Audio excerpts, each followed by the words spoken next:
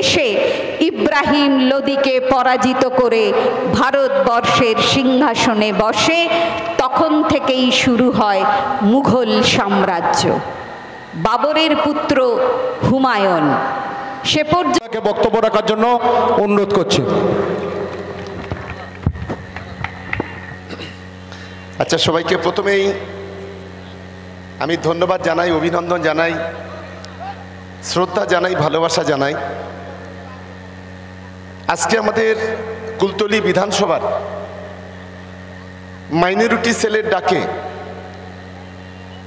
আজকে এখানে যে প্রতিবাদ সভা, এই সভার সভাপতি সঞ্চালক, আপনাদের প্রিয় বিধায়ক, আমার অত্যন্ত প্রিয়, আমার ছোট ভাইয়ের মতো। আমি প্রথম যেদিনকে ওকে দেখেছিলাম,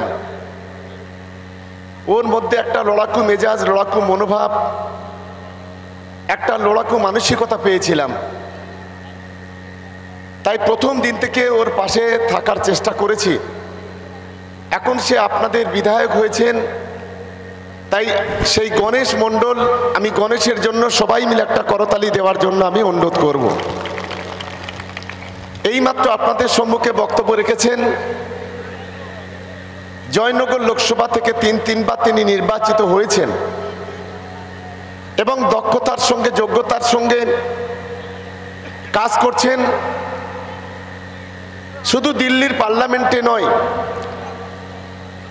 যখনই কোনো সারা ভারতবর্ষের বিভিন্ন জায়গায় তৃণমূল কংগ্রেসের কর্মীরা আক্রান্ত হয়েছে বা বিভিন্ন কমিউনিটির মানুষ যেখানে আক্রান্ত হয়েছে, আমাদের প্রিয় মুখ্যমন্ত্রী মমতা বন্দ্যোপাধ্যায়ের প্রতিনিধি দলে বিভিন্ন সময় আমরা যাকে রেখেছি আমাদের প্রতিবাদী, আমি প্রতিবাদীর জন্য আরেকটা করতালি দেওয়ার জন্য সকলকে অনুরোধ করব।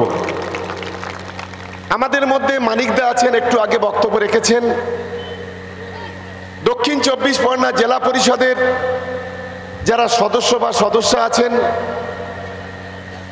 যারা এখানে যারা পঞ্চায়েত সমিতির সভাপতি, সহসভাপতি, প্রধান, অঞ্চলের সভাপতি কিংবা সংখ্যালঘু সেলের যারা সভাপতিরা আছেন এবং যারা দলটাকে বাঁচিয়ে রেখেছেন বুথ লেভেল থেকে ব্লক লেভেল পর্যন্ত, সেই সমস্ত তৃণমূল কংগ্রেসের কর্মীদের আমি ধন্যবাদ জানাচ্ছি।